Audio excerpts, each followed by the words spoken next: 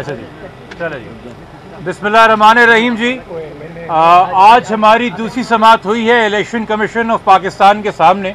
मैं आज 4 कराची के NA के उम्मीदवार और 4 PS के उम्मीदवार, उनके नाम मैं ले लूँ। आफ्ताब जहांगीर NA 244, रमज़ान साहब NA 240, Mohammad Yasir NA 239, Adeel Ahmad NA 232, Tariq Hussain PS 117, Shakeel Ahmad PS 121, Bashir Ahmad PS 97 और मुराद शेख PS 108।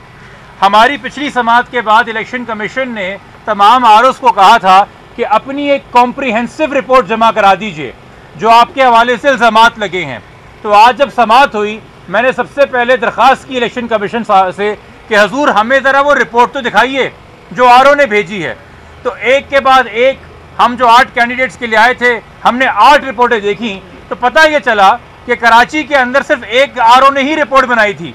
उसके बाद शायद उसने अपना ड्राफ्ट व्हाट्सएप पे शेयर कर दिया और ऊपर नाम चेंज करके वही रिपोर्ट कॉपी पेस्ट की है कराची के हर एक आरओ ने। और इस रिपोर्ट के अंदर सिर्फ 4 बातें लिखी हैं। किस तारीख को इलेक्शन हुआ, किस तारीख को फॉर्म 45 जमा हुए, किस तारीख को फॉर्म 47 बना और किस तारीख को फॉर्म 48 जमा होके हमने ECP को भेज दिया। उन्होंने हमारे लगाए हुए किसी भी इल्ज़ाम की तरदीद नहीं की। हमने ये ECP से पूछा कि आप हमें क्यों बार बार कह रहे हैं कि हमें ट्राइब्यूनल जाना चाहिए, इस मामले में तो बड़ी फैक्चुअल इंक्वायरी होगी, इसमें तो बड़ी छानबीन होगी। छानबीन तो तब होती अगर कोई आरओ उठ के कहता कि यासिर साहब का फॉर्म 45 झूठा है और मेरा सच्चा है, या अदील साहब का फॉर्म 45 झूठा है मेरा सच्चा है, या तारिक साहब का रिकॉर्ड झूठा और मेरा सच्चा है। चूंकि यही इल्ज़ाम लगा रहे हैं वो लोग जिनको नोटिफाई किया गया है बतौर विनिंग कैंडिडेट कि जी ये जो PTI के उम्मीदवार हैं ये जाली फॉर्म 45 लेके घूम रहे हैं। मगर मजाल है कि एक आरओ ने एक भी फॉर्म 45 अपने रिकॉर्ड से सामने ECP के आज रखा हो, तो जवाब है कि नहीं रखा। हमने पूछा हमारे किसी एक भी फॉर्म 45 के ऊपर उंगली उठाई है, तो जवाब है कि नहीं उठाई है। तो फिर हमने ECP से कहा कि फिर फैक्चुअल इंक्वायरी क्या चाहिए, मामला तो आपके सामने है। वो एक तरीके से अपनी गलती तस्लीम कर रहे हैं कि 2 जमा 2 4 होता है, मगर आरओ ने 2 जमा 2 1 और कुछ केसेस में तो -4 लिख दिया है।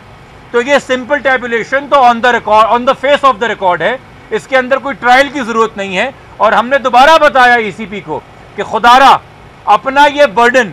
जो एग्जेक्टिव के मुलाजमीन ने आप पे डाला है, चूंकि ये DROs और ये ROs ये एग्जेक्टिव के मुलाजिम थे जिन्होंने अपनी काली करतूत की वजह से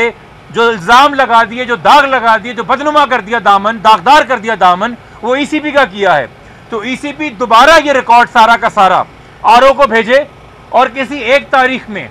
पूरे कराची के आरओज़ किसी एक तारीख पे किसी एक वक्त तमाम तर कैंडिडेट्स को अपने पास बुलाएं अपने अपने हल्के के, और उनके सामने ये गिनती का अमल जो सेक्शन 95 के तहत तमाम तर उम्मीदवारों की मौजूदगी में होना चाहिए था कानून के मुताबिक, उसको दोहराया जाए ताकि दूध का दूध और पानी का पानी हो जाए।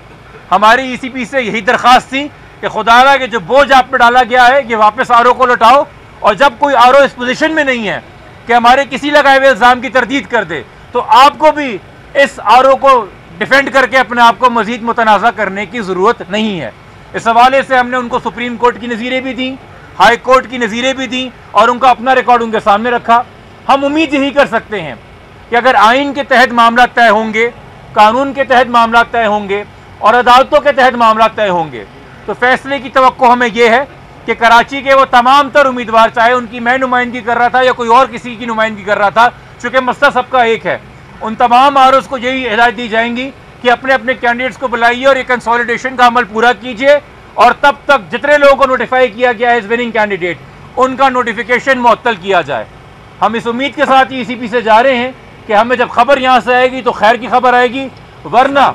जो ऑलरेडी एक माहौल बना है, एक फिजा बनी है पाकिस्तान में, ख़ास तौर पे कमिश्नर रावलपिंडी के इल्ज़ाम के साथ, जो फ़िलहाल तो हवा में ही इल्ज़ाम है, मगर अगर ECP ने अपने दामन से दाग नहीं धोए और सही फैसला नहीं लिया तो उन इल्ज़ाम को